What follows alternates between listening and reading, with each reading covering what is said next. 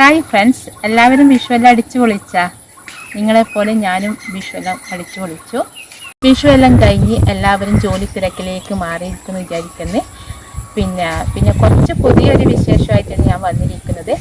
എൻ്റെ വീട്ടിൻ്റെ തൊട്ടടുത്തുള്ള വയലാണ്. ആ വയലിൻ്റെ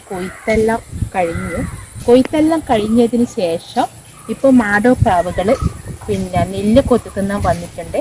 അത് നിങ്ങളെ ഒന്ന് കാണിക്കാൻ വേണ്ടിയിട്ടാണ് കേട്ടോ ഞാൻ ഈ വീഡിയോ എടുക്കുന്നത്. പ്രാവിൻ്റെ അടുത്തേക്ക് പോകുമ്പോൾ പ്രാവ് പറന്ന് കാണിച്ചേക്കും. എന്നാലും നമുക്ക് നോക്കാം, വാ ഒന്ന് പോയി നോക്കാം. നമുക്ക് മാടോപ്രാവിൻ്റെ അടുത്തേക്ക് പോവാം. പക്ഷേ ഞാൻ നിന്നെടുക്കുന്നത് കുറച്ച് ദൂരം പോവണം. ആ പോകേണ്ടേക്ക് എനിക്കൊരു വണ്ടി വേണം കേട്ടാ. അങ്ങനെ എൻ്റെ വണ്ടി ഇതേടെ നിൽക്കുന്നുണ്ട്, കണ്ടോ?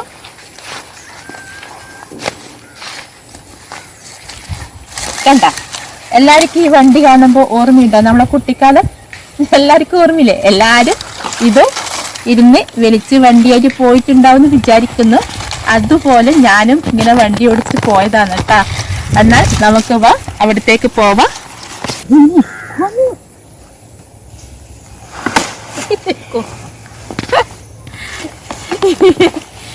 ഓർമ്മയുണ്ടോ എല്ലാവർക്കും? ഇങ്ങനെ നമ്മളുണ്ട് കേട്ടാ, കുട്ടികളെല്ലാം വെച്ചിട്ട് ഇങ്ങനെ വണ്ടി ഇരിക്കലുണ്ട് കേട്ടാ. നമ്മൾ ആ കുട്ടിക്കാലൊന്നും നമ്മള് ഇപ്പൊ ഇതുവരെ ഇതാ തുടർന്ന് കൊണ്ടുപോകുന്നുണ്ട് കേട്ടാ.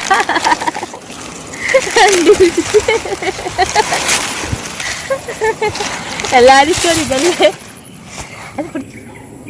റോഡ് അത്ര ശരിയില്ലാത്തോണ്ട് ഞാൻ വണ്ടിയുടെ ഉപേക്ഷിച്ചു. ഞാൻ നടന്നു പോവാൻ തീരുമാനിച്ചു. ബാ.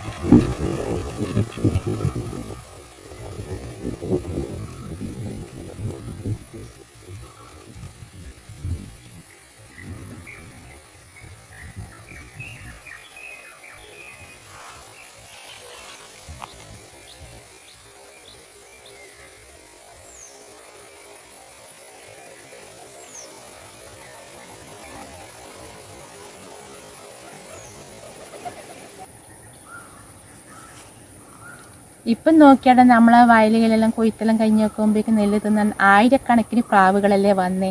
പണ്ട് നമ്മളെ കുട്ടിക്കാലം എന്ന് വെച്ചാൽ 2 or 3 പ്രാവ ഉണ്ടാവുക.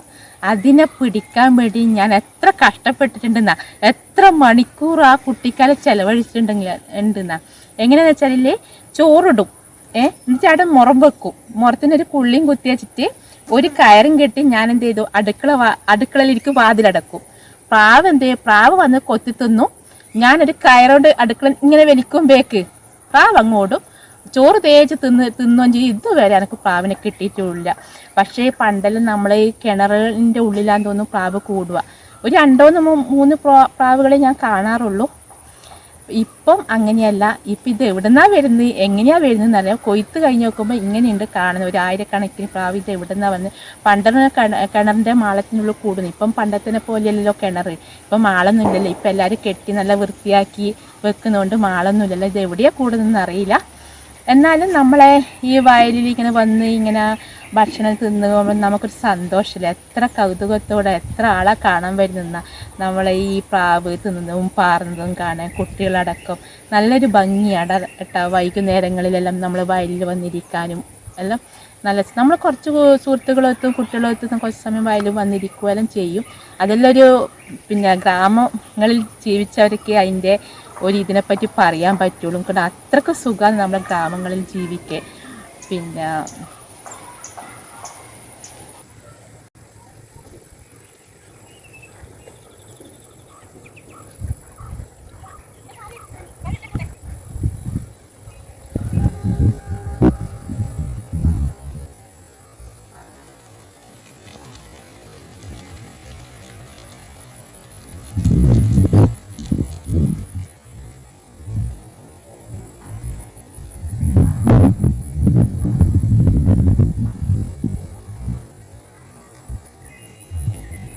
Yo, bueno.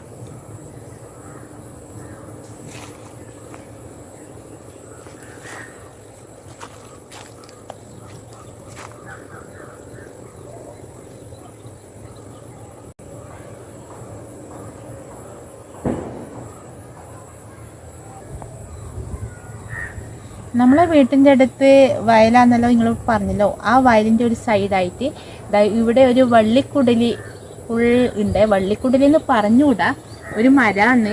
മരങ്ങൾ ഇങ്ങനെ തിങ്ങി നിറഞ്ഞൊരു 10 സെൻറ്റ് സ്ഥലത്തേച്ചുണ്ട് ഇത്. പക്ഷെ ഇതെന്ത് മര, ഇത് കണ്ടതല്ല, പക്ഷെ ഇതെന്ത് മരാന്നറിയില്ല കേട്ടാ. പക്ഷെ എങ്ങനെയില്ലേ, ഇതിൻ്റെ ഒരു ഇല പറിക്കുമ്പോൾ പണ്ട് നമ്മൾ ഈ ഇല പറിച്ചിട്ട് നമ്മൾ വീപ്പിളിയാക്കും.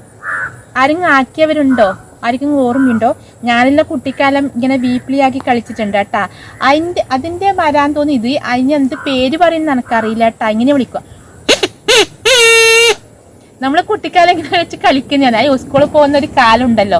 ഇപ്പൊ തന്നെ പോലെ വാഹനമൊന്നും ഇല്ലല്ലോ. നമുക്കെല്ലാം എത്രയോ കിലോമീറ്റർ നടന്നിട്ട് നമുക്ക് സ്കൂളിലേക്ക് പോകണ്ടേ. എന്നിട്ട് ആ പോകുന്ന വഴിക്ക് ഇങ്ങനത്തെ കാടുകളെല്ലാം ഉണ്ടെങ്കിൽ അവിടെ നിന്ന് ചപ്പുന്നുള്ളി ഇങ്ങനെ കുട്ടികളെല്ലാം കൂടി ഇങ്ങനെ വീപ്പിളിയും വിളിച്ച് അങ്ങനെയാണ് നമ്മൾ കളിക്കലട്ടാ. ഈ വീഡിയോ ആരെങ്കിലും കാണുന്നുണ്ടെങ്കിൽ എൻ്റെ സുഹൃത്തുക്കളുണ്ടെങ്കിൽ അവർക്ക് ഓർമ്മ വരും കേട്ടോ. നമ്മൾ ഈ പറഞ്ഞ കളിച്ച കാര്യമെല്ലാം ഓർമ്മ വരും. ഇവിടെ കുറച്ച് പശുക്കളുണ്ട്. കിച്ചുവിൻ്റെ പശുവാണ് ഇത്. ഈ മരത്തിന് തേച്ച് പൂവുണ്ട്. ഇതൊക്കെ ഉണ്ടാ, ഇതുപോലത്തെ പൂവില്ലതുകൊണ്ട് ഇവിടെ ധാരാളം പൂമ്പാറ്റകള് പ്രാണികള് എല്ലാം ഉണ്ട് കേട്ടാ. ഇത് പക്ഷെ ഒരു സ്മെല്ലൊന്നും ഇല്ല കേട്ടോ ഈ പൂവിന്. അങ്ങനെ കിച്ചുവിൻ്റെ പശു ഉണ്ട് ഇവിടുന്ന് മേയുന്ന്. നമ്മൾ പയ്യെന്ന് പറയും, പക്ഷെ നിങ്ങൾക്ക് വേണ്ടി ഞാൻ പശു എന്ന് പറയുന്നു.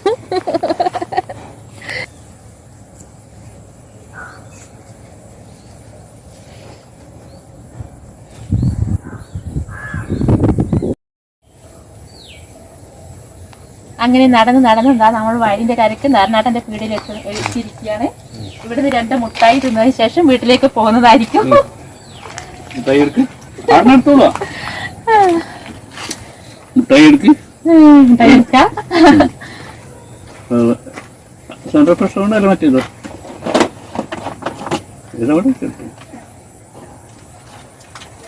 ഇതൊന്നും വേണോ?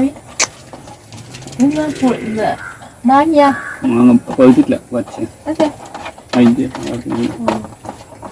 പച്ച പുളിക്ക ഭയങ്കര പുളി.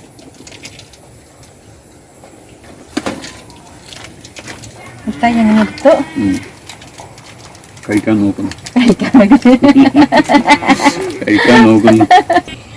അങ്ങനെ നമ്മൾ നടന്ന് നാരനാട്ടൻ്റെ കൃഷിത്തോട്ടത്തിൽ എത്തിയിരിക്കുകയാണ്.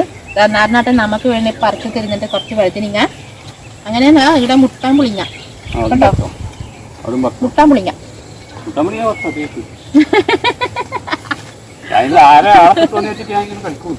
മുട്ടാൻ പുളിങ്ങല്ലേ.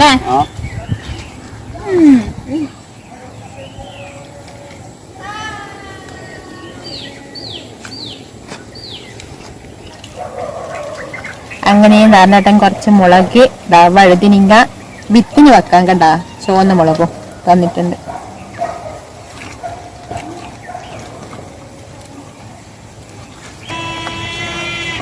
ഈ തേങ്ങ നല്ലോണം ചേർക്കണം, അതേ ടേസ്റ്റ് വരും.